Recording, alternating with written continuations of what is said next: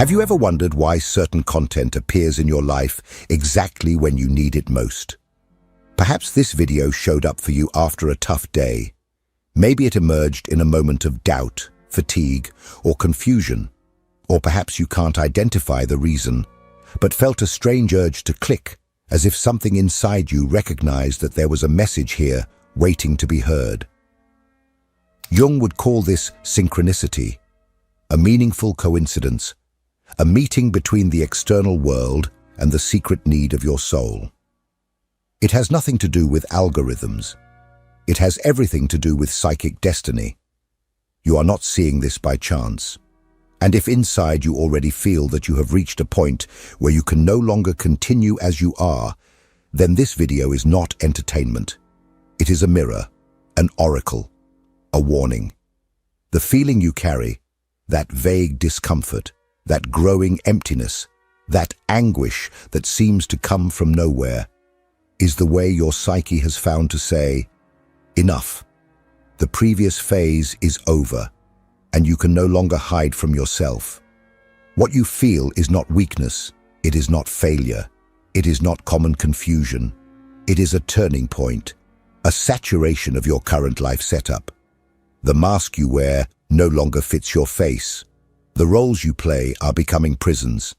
And no matter how much you try to rationalize, distract yourself, pretend that everything is fine, the truth continues to growl inside. It is the soul pushing you toward change. Not just any change, but an inevitable, profound, and non-negotiable change. The rupture between who you have been until now and what is trying to emerge. Jung said that these moments are not products of chance. They are calls to individuation, summons from the soul for you to start living authentically. But here's the cruelest detail. Almost no one responds right away. Most resist. They struggle to hold on to the old. They try to fix what should be left to die. And that's where the suffering intensifies. Because everything that no longer serves, when forcibly maintained, turns into pain, into illness, into depression, into self-sabotage. Not because life is wrong, but because you are refusing to evolve. Evolution does not happen in moments of comfort. The butterfly does not emerge in a blooming garden. It bursts out of a tight cocoon. In the same way, your new identity is being generated now, amidst confusion, doubt, and fear. And perhaps this video is one of the first external signs that this process has already begun. You don't need to understand everything now, nor know exactly what to do. What you need is to recognize you can no longer continue as you are. This is the starting point of your turning point. So here's an invitation, or perhaps an ultimatum. Stop looking for answers outside and start listening to what is screaming inside you. If you clicked on this video hoping for clarity, you might find something more valuable, a confrontation. Because sometimes the greatest healing does not come from the right answer. It comes from the right question. And the question is, are you ready to let die who you pretended to be? Have you ever had the feeling that the universe is trying to tell you something? As if certain words, people, songs, symbols, and even videos keep appearing in your path, as if they want to wake you up from a trance.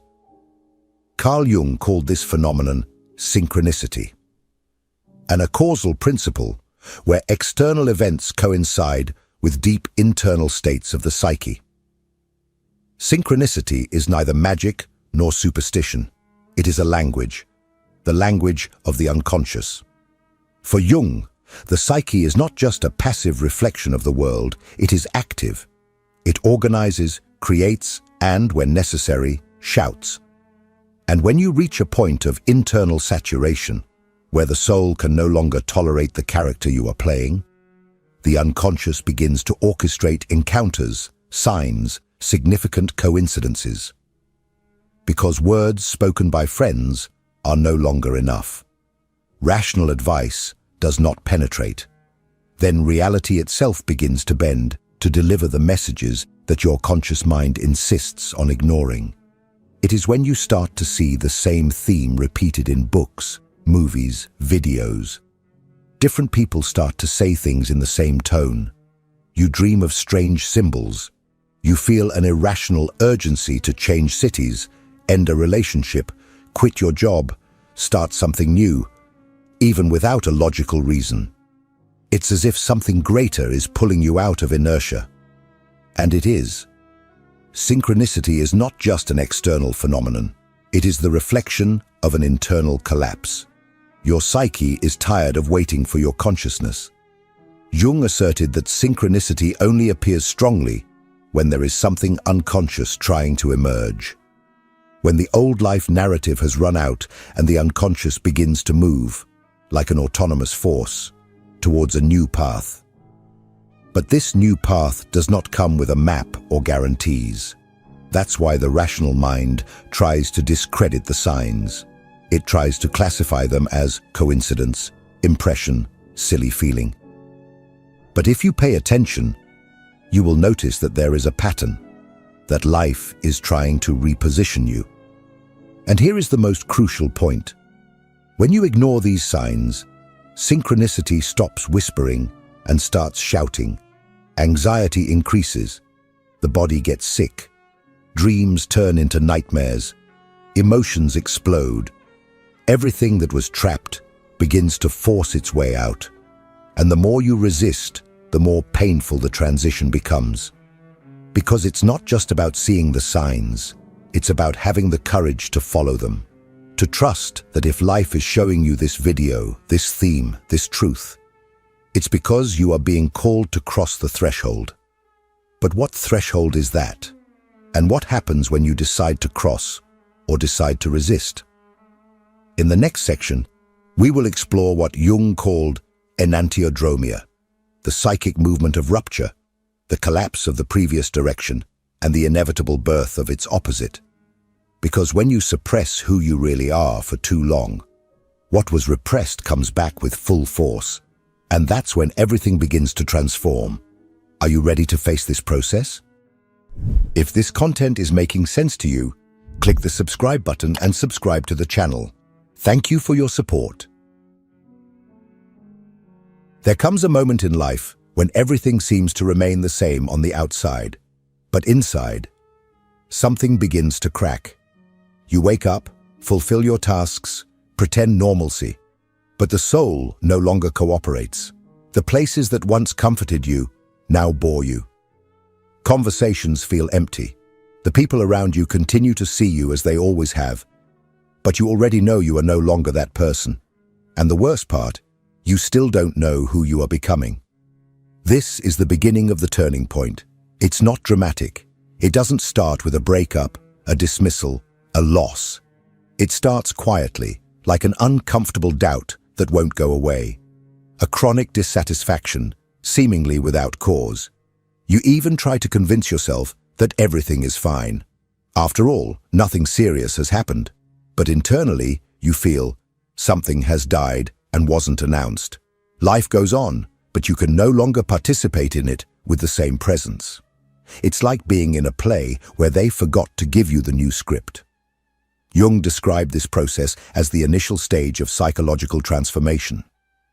The point where the ego begins to realize it can no longer sustain the old narrative.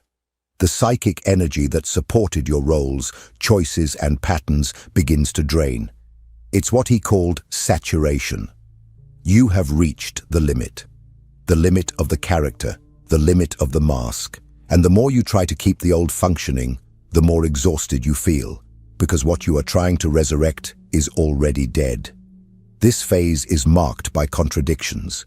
You feel tired without effort, sadness without reason, confusion without clear questions. You seek pleasure, but nothing satisfies. You try to rest, but find no peace. The mind spins in circles, and the body begins to carry the weight of what the soul can no longer bear. To the outside world, you may still be functioning, but inside, the implosion has already begun. You are no longer living. You are sustaining an illusion out of pure inertia. It is at this point that most people seek distraction, more work, more social media, more commitments, more anything that numbs what is emerging. But none of this works for long, because the turning point demands presence. It requires courage to face discomfort as a sign, not as a problem. Discomfort is the announcement that the old is crumbling, and the crumbling is necessary, because every reconstruction begins with ruin. But what happens after the ruin? When the old version of yourself finally collapses, what emerges in its place? The answer lies in the movement that Jung called enantiodromia, the inevitable psychic reversal. When everything you have been repressing begins to return. When the opposite takes the place of the persona. In the next part, we will dive into this process. The collapse of unilaterality, the birth of the opposite, and why you have no control over it. Are you ready to see what the psyche holds when you refuse to listen to it? The psyche has its own survival mechanisms, and one of them is enantiodromia, a complex word of Greek origin, which literally means running to the opposite. For Jung, this was not a poetic metaphor. It was a psychic law, an inevitable principle of internal balance. Whenever you maintain a one-sided psychological attitude for too long, that is, live trapped in a rigid way of being, feeling, or thinking, the psyche begins, silently, to prepare the emergence of the opposite. And this opposite does not emerge gently. It erupts. It explodes. It destroys whatever is necessary to restore balance. If you have spent your life negating yourself to please others, there comes a moment when you can no longer bear to say yes when you want to scream no. If you have always lived in rationality, ignoring feelings, there will be a point where the repressed emotion will swallow you. If you have built your identity around the image of success, perfection, and control, the psyche will lead you, through pain if necessary, to experiences of vulnerability, failure, or loss. Not as punishment, but as correction. Enantiodromia is the internal mechanism of the soul saying, "You have gone too far in one direction, now let's go the other way." And the most disconcerting thing is that this does not depend on your conscious will. No matter how much you try to maintain the old balance, when saturation is reached, the reversal begins. You find yourself taken over by unexpected impulses, thoughts that no longer fit your previous identity, emotions that challenge your logic. It's as if another version of you is trying to emerge from the depths. This opposite version is not your enemy. It is your forgotten half. What has been rejected, silenced, repressed. The shadow. The intuition that was traded for reason. The individuality that was sacrificed for conformity. And now all of this returns urgently to be integrated. Jung saw this as part of the individuation process, the birth of a more whole, more true, less divided human being. But for this to happen, you need to go through the collapse. You need to allow the old you to die. Many people fiercely resist enantiodromia. They try to maintain the old direction with more effort, more control, more denial.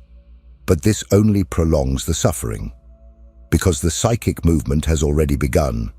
And the more you try to hold on to the old, the more violent the force of the new will be. The question is not whether the reversal will happen. The question is how you will deal with it, with rigidity or surrender, with resistance or listening, and how to listen to this process. How to recognize the signs that the turning point is no longer a future possibility, but a present reality.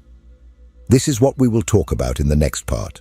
The concrete signs that Jung identified as indicators that your soul has already begun the crossing. Symbolic dreams, synchronicities, loss of identity, and an emptiness that no achievement can fill. Pay attention. Perhaps you are already experiencing all of them. When the psyche decides it's time to change, it doesn't send an email. It doesn't ask for permission. It doesn't schedule a convenient time to talk. Instead, it acts. And it acts with a symbolic intelligence that, for those who know how to listen, is impossible to ignore. Jung dedicated his life to observing these signs, expressions of the unconscious trying to break through the rigidity of consciousness. And what he discovered is that every true turning point carries with it 4 unmistakable types of manifestations. Signs that you don't choose to see. You need to see them because they impose themselves on your experience as truths that refuse to be silenced. The first sign is dreams, with symbols of death and rebirth. You may dream that you are naked in public, that you lose teeth, that houses collapse, that something dies, including you. For the unconscious, these symbols are not destructive. They are processes of transition. The collapsing house is your old identity crumbling. Nakedness is the revelation of your true self, exposed after the fall of masks. Death in dreams, far from being a grim omen, is a call for rebirth. The life you were living no longer serves you, and your unconscious wants you to accept that. The second sign is increasingly frequent synchronicities. People appear out of nowhere with messages that seem tailor-made for you. A book finds you, a video like this appears at the exact moment. A casual conversation gives you an answer you didn't even know you were looking for. Jung saw in these moments a rupture between time and causality, an instant where the external world bends to reflect the internal state of the soul. When synchronicities intensify, it's because the unconscious is trying to guide your crossing. The third sign is the loss of identification with your old roles. You look at your work, your relationships, your routine, and feel as if you are playing a character who no longer believes in their own lines. What once gave you belonging now oppresses you. The social functions you occupied start to sound false, limiting. You try to maintain the performance, but your body doesn't cooperate. Your speech hesitates, your energy plummets. The role has become a prison, and the soul wants freedom. The fourth sign is the most disorienting, a deep dissatisfaction with no clear external cause. Everything may seem right on the outside, financial stability, recognition, health. But inside, the void grows. Nothing fills it. No compliment is enough. No achievement brings peace. And this is not clinical depression. It is the existential void that precedes the birth of the new self. It is the fertile ground of transformation. But for the rational mind, this void is frightening. Because there is no explanation, no clear symptom. Just a silent certainty that it can't go on. These signs are not meant to be resolved. They are meant to be heard. They don't want your quick response. They want your surrender. And if you recognize them, it's because the psyche has already made the decision. The old self is dying. The new has not yet been born, and you are on the threshold. But how to cross this threshold? How to act when you still don't know who you are or where to go? In the next section, we will explore what Jung called psychological death and the process of consciously navigating this turning point. You will learn what to do and what not to do when your soul is undergoing deep transformation. Because there is a path, and it begins with the courage not to flee from the void. If what you're hearing resonates with you, you'll find real value in my ebooks. Beyond the Shadow breaks down Jung's core ideas, while Dialogues with the Unconscious gives you a 30-day path to apply them in your life. Both are linked in the pinned comment. There comes a point where it is no longer about understanding, but about surviving. When the turning point fully sets in, your life enters suspension. The old no longer works, the new has not yet arrived, and all that remains is a psychic landscape in ruins. Here, many despair. They try to rebuild what can no longer be sustained. They seek quick solutions, shortcuts, distractions. But the truth is brutal. This moment demands that you die, not physically, but symbolically. The version of you that sustained your identity until now needs to be undone, so that a new one can be born. And this psychological death, if embraced with courage, can become the most powerful portal of your life. Jung insisted that no process of deep transformation is possible without an ego collapse first. It is not about destroying who you are, but about letting go of the structures you confused with your essence. The titles, the narratives, the masks, everything that was built to please, to protect, to fit in, needs to be released. And that hurts, because even what suffocates us offers a form of security. Letting go is like releasing a buoy in the dark ocean, not knowing if solid ground lies ahead. Therefore, the first step is to honor the psychological death. Do not try to fix anything now. Do not try to be functional, productive, optimistic. You are in mourning. Mourning for who you were, for who you pretended to be, for who can no longer continue to exist. Write farewell letters to your old roles. Acknowledge how much they served you. Thank them. And then, let go. This farewell is not a symbolic gesture.